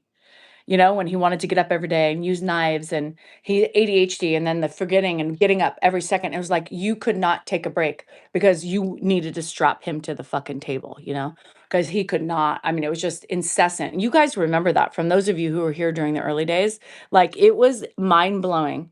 You could not get Like, and like people that on YouTube, that fucking video when we're in a battle after 45 minutes of dealing with him, getting up, getting down, within 30 seconds, he was back up. And people are like, oh my God, she's so rude.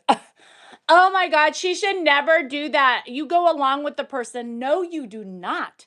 Not in every fucking situation, you don't go along with them. And in a situation like that, y'all judgy fucking fuckers and people reading comments and then they're like, oh yeah, that's true. No opinions of their own. They don't realize, they don't read, they don't listen to me, and they don't watch the whole video and see how it did sit him down. And guess what? That was 3 fucking years ago. And even after I videoed that, he sat down, he was fucking right back up. Anybody who can handle a situation like that and be calm every fucking minute of that process for over an hour, I give you the fucking grand prize of $1 million because y'all gonna fucking fail. Everybody's gonna fucking fail. Everybody's gonna get mad, they're gonna get frustrated, and they are going to lose the ability to function properly. It happens. And those of you who say and act like it wouldn't happen are fucking liars. Liars is what I look at you. Liars, because that's reality. Just because I show a little bit of reality, people just get their panties in a twist. Bruh, I can't help it. It is what it is. For 25 seconds, it's hard sometimes, especially in moments like Grandpa used to be, right? Grandpa used to be tough. And when you, thanks, Nancy, for watching. And when you have to deal with that incessant ADHD of constantly could not sit down for longer than like 5 minutes, and keeping him safe, keeping remember from outside, keeping him from walking in the mailbox, keeping him while I'm trying to maintain a house and doing everything, doing my shit. It was very frustrating. And I was still not 100%, right, with him being in my house, right? He wasn't in my house. I didn't want him in my house. And so that was part of that. I mean, that video that's resurfaced on YouTube, it was 3 years ago. And that was very difficult time for all of us, even Dan, because he would not, it was took, and that was time ago where he was sharing with Mark. So we would get at least 2 days of downtime and we'd literally just like we wouldn't talk for 2 days. We'd just sit there and be so exhausted because mentally that was exhausted, physically, mentally, everything. And when you're still learning to cope with somebody in your house that you never thought you were gonna have respect for or care for, it's really difficult.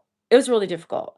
Um, and he still triggers me like he would back in the day. He says things to me that triggers me, and that's normal human nature. If you've got a parent, a mother, anybody you're taking care of, and they trigger you like you do when you're a normal child, it's going to happen, especially in a very difficult situation. Mark hasn't helped in 3 years. My middle finger is so swollen right now, and I can't move it. Ay, ay, ay. Yeah, it's hard, and imagine, when you're like, Dan's still working on a poop. That's frustrating. That's frustrating shit. It's hard to come down from being that agitated in a situation, right? It's hard. Dan can do it very easy. He goes, he gets out, it's done. Boom, he's over it. But for us, the people who happen to just absorb all the fucking stress and anxiety in the world, it's horrible. It's hard. It's hard to come down from that all day. It does make you depressed. The BM master is cooking. Yeah, it's hard. Sheila, I can't read. I'm not here to blow sunshine up anybody's asses. I'm not here to say I'm perfect. I understand because I deal with a very difficult man. That's why it became very mine, me, my rules, my house, that stuff, because he needed to know he didn't have the control when he was younger. And with Ed, you had to administer control. You just don't go along with it. Some of you were literally like, he was charging us rent. We did it one time when he was younger, remember? And we're like, okay, Dad. He's like, well, who's paying me rent? Where does it go? And then he started, to like change, turn off the lights, do all this shit. And so even Dan, it's so funny. You can't go along with all the things. When he calls you like a different name, go along with that. Yeah, 100%. We go along with it. When he talks gibbly-gop and I just go, yeah, yeah, and I go along, you go with that.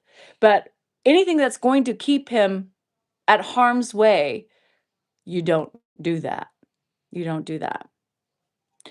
So, and people have a hard time when we show some of the he's still pushing. He's still saying push. Sometimes lately, and that's the problem when you have shit in your ass and like there's a poop there. He didn't poop yesterday. So um it's like, you sit there and it's a long process, and then sometimes it just comes out really quick and sometimes it's like a 20-minute. He's been in there for a while. I've heard him from the beginning. It's not easy, people. Stop acting like you are the God knowing and you should do this. Nothing is black and white. And when Teepa Snow was on, she said the same thing. Nothing is black and white, you know? You have to find what works with your person. And you do, and sometimes those things don't work the next day. So it's a constant revolving door of trying to figure out what the fuck is happening. It's what it is. True caregivers, I always say that. True caregivers um never disrespected another caregiver. That's honest and truthful, right? Dan and I decided we were going to be truthful in our developing and showing the good times and the bad. And a lot of people just they want to show good times, or they don't want to show when they're in a heated moment with somebody because it's looked upon, it's frowned upon. But I want to show some of those moments, right? Because I think it's important. Ed's no longer in that moment. Ed's no longer in that moment he was 3 years ago, right? So life is easier. He doesn't get up all the time. He doesn't, but the other things are harder, right? The bathroom things, um, the cognition, he's slower. But we don't have that up and down, which is wonderful because that was a pain in the ass. You're welcome, Kimberly. And that's why we do it because, the more we started talking about it and the more people were like, thank you, because, mine's not like, this one or that one or, whatever you see on social media. Every family dynamic is also very different. Every personality is different in our household and everybody judges, right? They judge you for your personality and how you do things. It doesn't mean it's bad. It's just different.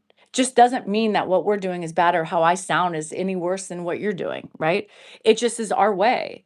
You don't have to like our way, but stop validating ugly because you think you knew better than the person doing it.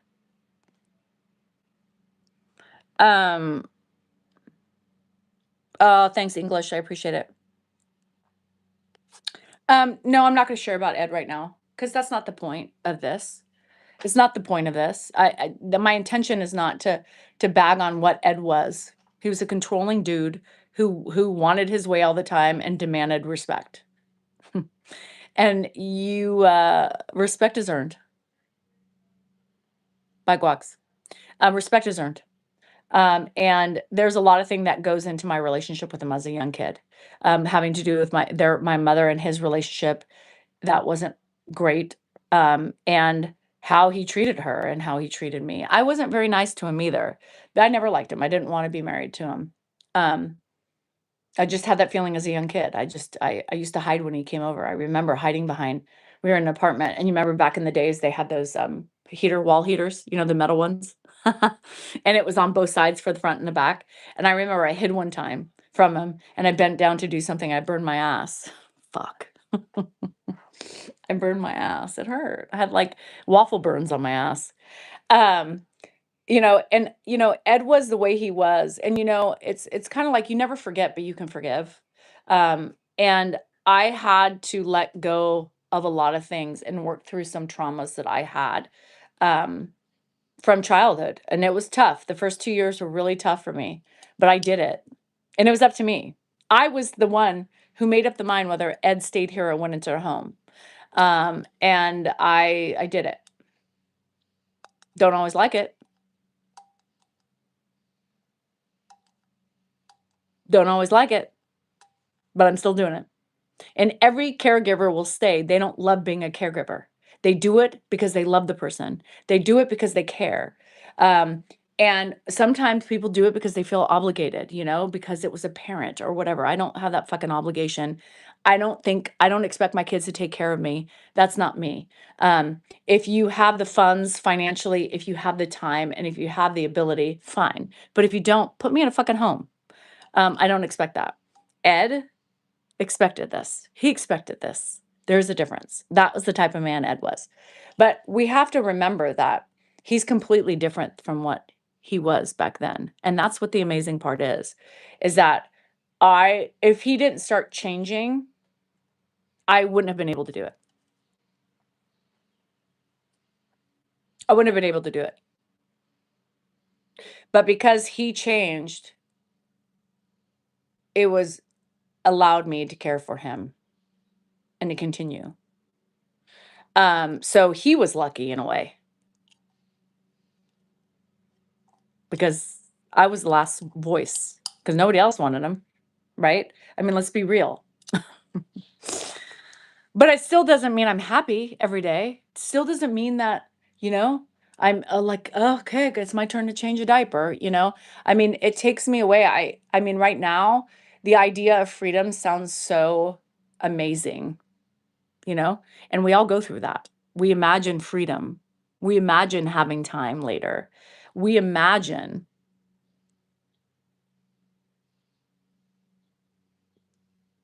and that's okay. That's okay. Bye, Janice. Yeah, and that's okay. It's okay. Nobody's gonna have perfect thoughts while you're doing it. Nobody's gonna have perfect thoughts in any relationship. Let's be real. Our kids, we have our own thoughts about our damn kids too, bitch, asshole. At times we keep that in our heads. Or sometimes they push it out of us. You know what I mean? Um, and our husbands and everything else. And this is not an easy job. And I remember at the beginning I was like, oh, it's fine, 2 days a week, we get breaks. And now that we don't get breaks, and it's been very daunting after the last 3 years with the hip break and more expense, more, it changes, right? The amount of responsibility changes.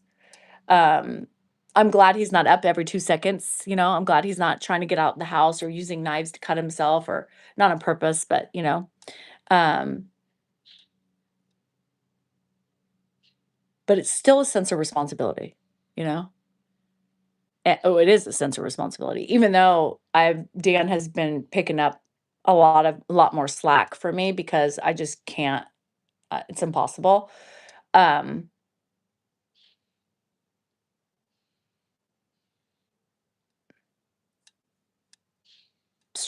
we struggle sometimes. Dan, I don't think struggles, you know? Dan, I don't think struggles. I think he struggles because he's stressed and he's tired, but I don't think he minds the whole caregiving process. I think he enjoys it. I think it gives him kind of because his dad was never around, right? For him. He was the last kid and they divorced, and his dad ended up he just wasn't, Ed wasn't that, just wasn't around. Like Dan didn't really, he just kind of lived with his mom and did his own thing. But I think maybe this is a weird way for him to like bond with his dad because he never had that chance. I don't know. My psychological assessment. That's only my assessment. But because he never really had a dad. He just had a dad, but he didn't have a dad. And if you know, you know. So I kind of think that that's kind of his way, where it's harder, I think, for me to be in this role. Um, and that's honest. It's harder for me. Right now, it's been really tough for me to be a caregiver. And I'm lucky because I've got Ed. I mean, Dan, the other one. I've got Dan, and he knows. And, I just can't. I just can't. It's hard. I'm in that hard phase, and that's honest. But I suffer with that. I don't think he does at all. Yeah, I don't think he is. And there's moments that I don't mind it, right? There's moments that I'm able to give him the nurturing he needs. But then there's times that I can't. I just can't. It's like, nope, gotta go, gotta get this done. Let's go, let's move it, let's do it. Um, so anyway, crazy life. Caregiving is crazy, but I'm lucky that I have a person. I would not do this alone. I would not do this for alone. I would not do this. If it's just me and Dan, I couldn't do it for Dan. There's no way. I just can't do it alone. Um, and I don't want to be signed up for caregiving for the rest of my life. Honest. Not gonna do it. Dan likes to be home. Dan's a homebody. Dan enjoys being home. I don't. Um, so, and that's my truth. You know, people are going to twist it and they're going to flop it and flip it the ways they want to, but it's my truth. And some days are harder than others. Some days I'm a champ, and some days I'm okay, and some days I'm like, no, thank you. You got this? Okay. Yeah. Okay, you do it. I'm done. Mama can't do anymore today. Yeah. And a lot of that is also hormones. It's hormones right now. And so I'm hoping that it helps. I'm hoping this Cymbalta helps. So, well, thank you, Joy. I appreciate that. Yeah, people always want to pick people apart, and that's what's really sad in our society because, I think with times being so tough as they are, it doesn't hurt to be kind. Whenever I'm out in public, like for anybody who waits on me or helps me with a service, um, uh, I'm always very grateful, unless they're fucking rude and disrespectful. Oh my God, I had an incident the other day. Yesterday, I forgot. I haven't told you about this. I almost fought an old man in a walker. I did. I almost fought an old man in a walker. I was about to come unglued with this guy. We had an incident. I wish I would have had the video going because it could have been totally viral, but I didn't. I was pissed. Rocky was like, I think she felt my energy because she was like, she kind of like put her hand on my leg, and I was like, bitch, don't put me down. If I'm gonna go, I'm gonna go. I'm gonna fight this man. So there was a group of 2, 4, 6 elderly people, right? And then they sat us, and we had a big party with just me, Rocky, her 2 kids, and then it was another family, and with her parents. Her mom has to caregive her dad. And so anyway, it was like this big table, and we were just talking, having a good time, right? And the guy slammed, and he was a regular. He was a regular, and the boss came out, and she was like, "Henry, don't be doing this right now." And he kept telling her to leave. She's like, "Out." And then he was just smack talking her. So he slams his hand on the table, his table, right? And he was like, "You know, we are trying to have a conversation here, and you guys need to tone it down." And I was like, what the fuck? At first I was like, is he joking? Like, this isn't real. Delaney was like, and the dad, the other dad of the family, Kevin, he's about it. I knew he would take care of it, but I was ready to care. I was like, what are you talking about? I was like, the whole restaurant got silent, and the boss, the owner came over, right? And Kevin's like, he's like, I was trying to have a conversation. I'm like, so are we. Sorry, y'all can't hear. Turn on your hearing aids. I did. I was pissed. This was a 5th grade graduation. I'm sorry you can't hear over our younger, youthful voices, right? So I think the waitress got scared. So she left, and then the owner came in, right? And he was glaring. Like, I thought if he had a gun, we would have been, he was angry. He kept looking at us. There was another man with the fucking greasy ass ponytail, gray down his, as thin as my hair, like, cut that fucking shit already. He looked, he was glaring at us. One of the women was like this. The other woman was like, yeah, I'll take your little skinny ass down. Don't fuck with me. So anyway, Kevin's like, excuse me, sir, but we, whatever. We reserve the right. This is just our, then, whatever. And so anyway, the lady came over, the owner came over, and the owner was like, whatever, I forgot what his name was, Larry or something. You need to stop that. They have every right to communicate. They aren't yelling and shouting. They're having a conversation. Well, we can't hear. I'm a, regular here. They were a regular. It was a regular group. I'm a regular here. This is what we deserve the right to have a place where we can hear. And she's like, you can't get that. He's like, just leave. And she's like, excuse me, just leave. Right. So she walked away. She's like, I'm warning you. I'm warning you. Don't knock this shit off. Right. So then the guy with the greasy ass ponytail looks over at us. He's like, it's just so rude that people can't keep their voices down. And then the guy looked at us, and Kevin was like, don't you dare. And I was getting up. Because I was going to be like, I'm sorry, but this is ridiculous. I was getting pissed. Like, who the fuck are you? Just because you're a regular and you don't like our conversation? We're talking about fucking soccer. The Australian fucking soccer team, Shit. Scared the shit out of us. I thought he was going to be like, oh, I love that shit too. No, fucking shut the fuck up. So anyway, they started with us again. And when Kevin's voice raised up and said, "Don't you dare, you better sit yourself down." And she came in and he started smack talking her again. She said, "Don't make me get the county involved." And he's like, "You do that. You call them." And then, and then she finally just said, "You're done." Took away his plate. Walked away with his plate. Took his plate. Took his plate. I'm vile. I'm sorry. Took his plate and he sat there for a while. And that old man with the greasy ponytail was doing. And we didn't. I'm like, I'm not stopping my communication. So they can fuck off. Turn off your hearing aids, turn down your hearing aids, do something. But how rude was that? Eventually they left. One of the women came over at the end. Um, and she said, "I apologize. I apologize." But I wonder if she's going to let him back in because she's like, "You're done. You're no longer welcome here." And the other guy with the greasy ponytails is like, "Last time I come here, fuck you. Get the fuck out. You guys are rude. You can't be rude to other people." My family is also a regular at that place. So is their other family, God. That was our excitement. The poor kids. Wesley was like, "What?" Delaney was like this the whole time. It was either me, Kevin, or Delaney was going to whoop his ass. I looked at Kevin because, I know these. I hang out with these, families for years with Sockers, and that's one of Wesley's best friend's family, so I know them. And I was like, "Kevin, we can take them. 2 of them are in a wheelchair. We don't have to put that much effort in." they're all rolling out, glaring at us. Oh my God. I was dying. I couldn't believe that happened. I couldn't believe that happened. Kevin's like, "Where the fuck was your phone? You could have gone viral." I'm like, "Fuck, Kevin. Why didn't you remind me?" But the owner was a badass bitch, man. She's a tiny thing too. And, she kept coming and talking to us and stuff like that. And she was like, "Yeah, don't mess with me." I said, "I was getting ready to escort Larry out. Shit." She's like, "Girl, I can handle it. I might be small, but I'm mighty."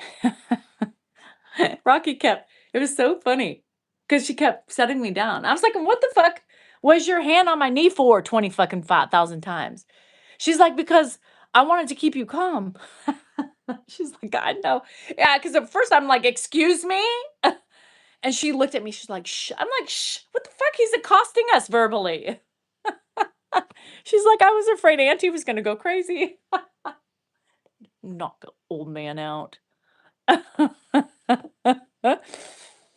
Oh, that was an exciting moment. I couldn't believe I forgot it.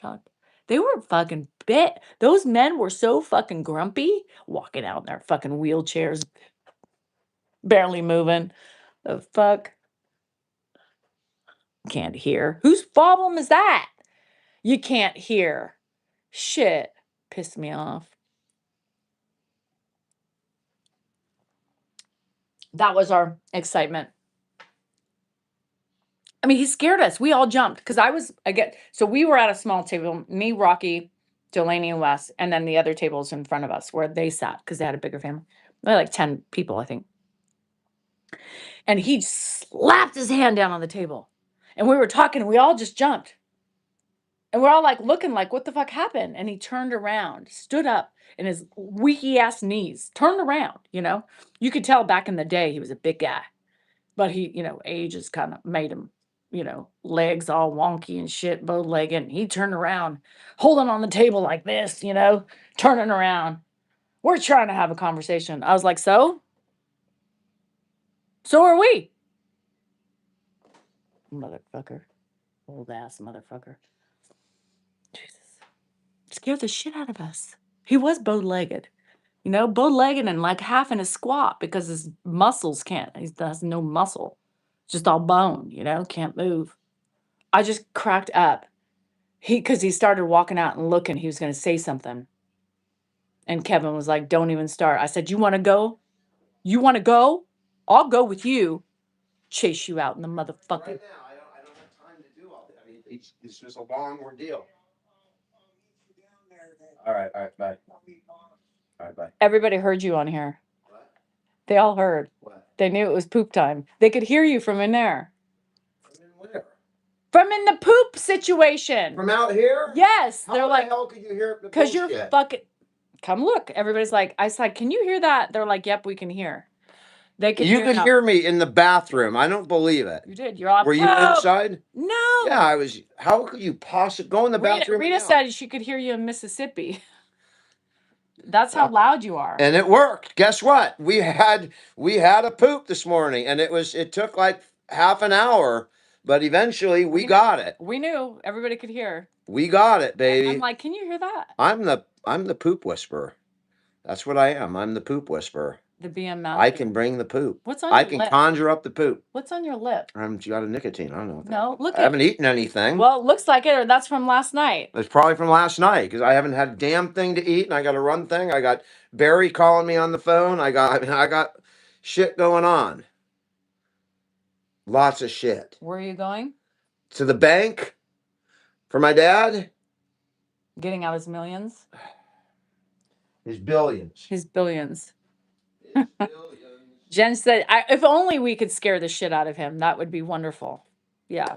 If the yelling could help elicit any pooping, that would be great. Why? He's doing good. I mean, he's doing good today, but we got the poop. There is such negative energy between us. It's always been that way. Yeah. That's why we got married, because the negative energy was so attracted. We were attracted to each other. It wasn't like, a whole physical science episode where the positive energy and the negative energy attract. It was the constant negative energy from each person that attracted us together. It brought us together. So thank you for noticing, because we like to talk about that, because it's a phenomenon that it happened that way. Yeah, I wasn't a positive Adam, nor was he. It was both negative. So I tend to fight with the people who annoy you the most next. It's the people who are here and don't leave, like your husbands. I mean, your husbands are so annoying and they never leave. Yeah. I don't know. And he's got fucking food on his lip from fucking last night. Like, what the fuck, dude? Why didn't anyone get me out of bed? I didn't get out of bed till 9:30. 9:30? And I was lying awake, but I thought it was like 6:30, and it was 9:30. I mean, I was awake for an hour, but I thought it was earlier. And I got up. Now I'm way behind. What? I mean, I don't sleep, right? I don't sleep. I feel decent today. I must have slept a couple of hours. I don't know why we're attacking, but okay. Am I attacking? Yeah, that was This an is attack. attacking? That was an Let me attack. show everybody my attack mode. Move. So this is what Danielle assumes is attack mode. I got to get up here. Exactly. So you can see Leslie, it who all. sleeps till 9:30 in the morning? Well, let me tell you, he doesn't sleep. So he slept till 9:30 in the morning. This is my attack mode. I was like just standing there with my cup of coffee. And I was looking at you, and you said, I don't sleep. I don't sleep. Okay, simmer down. And you have a pimple right at the tip of your nose. I'm aware of that. Damn it. Is it fucking live tonight? Let me see it. That's not bad. I thought it might have been like, And that I shirt, could have been Rudolph and because that I shirt is way too small for you. could. I mean, if you're going in public, fucking wipe that shit off your lip. I And don't know what's on my lip. it's something that you ate from last night. It's stuck. And change that fucking shirt. Jesus criminy.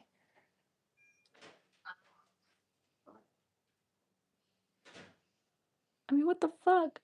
I already pointed it out. Like, the pimple, there's nothing you can do about it. You know what I mean? Can't do anything about the pimple, but fucking wipe that fucking shit off your face and change your fucking shirt. That's mine. He said my shirt. He was gonna go to the bank like that. I just can't. Like, have some self-awareness. I don't know.